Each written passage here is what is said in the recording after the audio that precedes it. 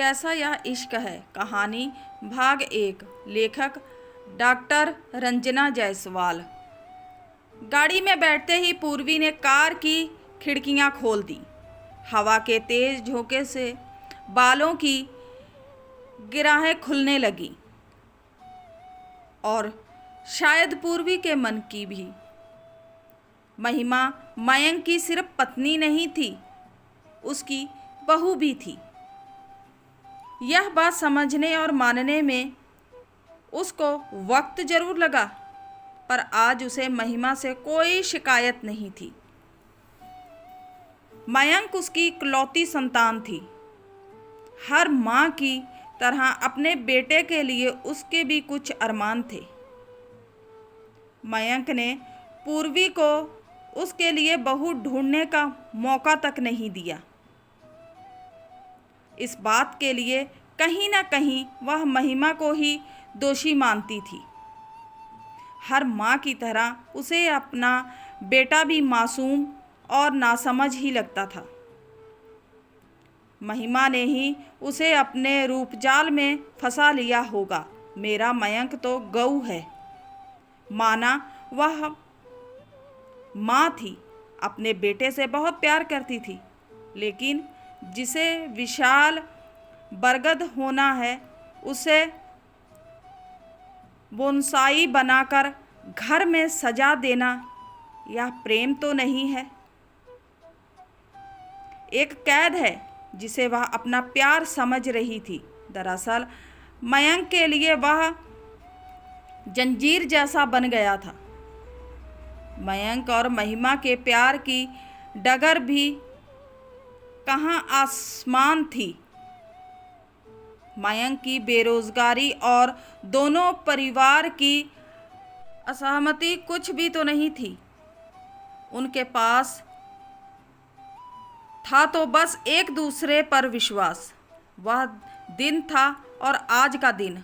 Car के आगे की सीट पर मयंक और महिमा बैठे हुए थे।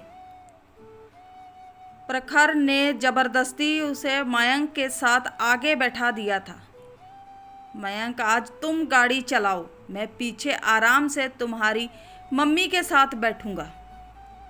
महिमा की आंखों में संकोच उभर आया, पर प्रखर की जिद के आगे उसकी एक ना चली। शादी के बाद उसका रंग कितना निखर आया था। लाल साड़ी में सिमटी महिमा की काया उसके गोरे रंग में घुल मिल गई थी।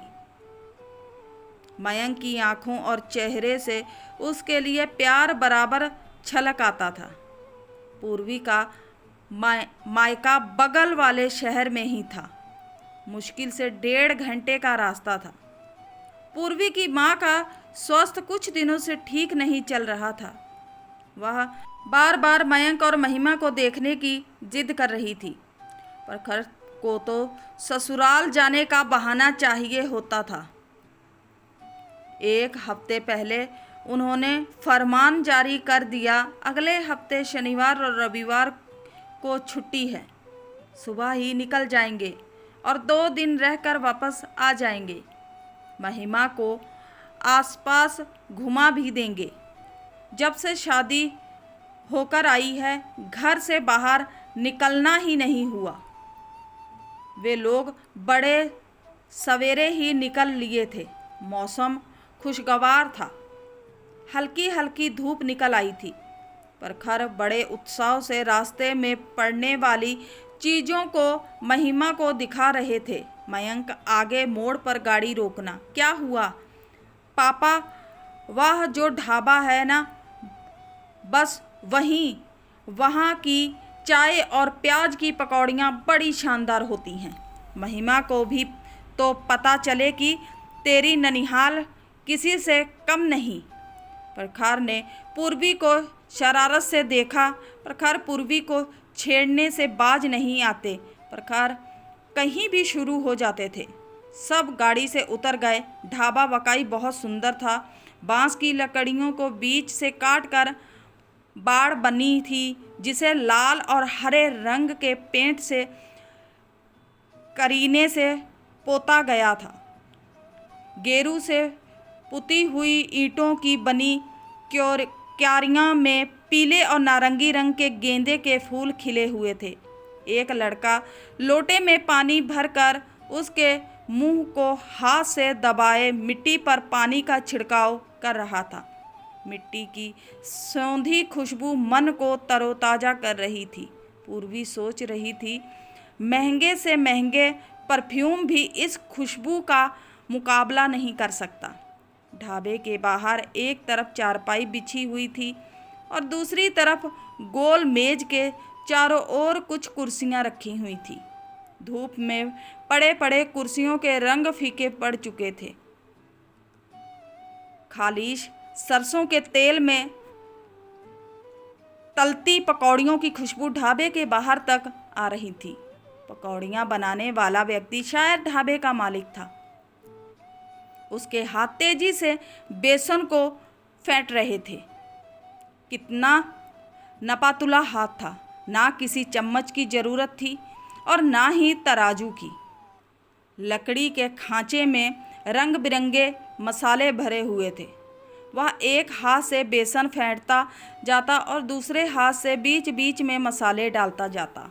हल्दी, लाल मिर्च, नमक, अजवाइन और शायद चाट मसाला। यह क्या है? महिमा ने उत्सुकता से पूछा था। हमारे ढाबे का खास मसाला है, घर में बनाते हैं। महिमा निराश हो गई। उसका चेहरा उतर गया। पूर्वी के चेहरे पर मुस्कान आ गई। जब वह भी नई नवेली थी तब उसकी आंखें भी इसी तरह नए मसालों का स्वाद ढूंढा करती थी।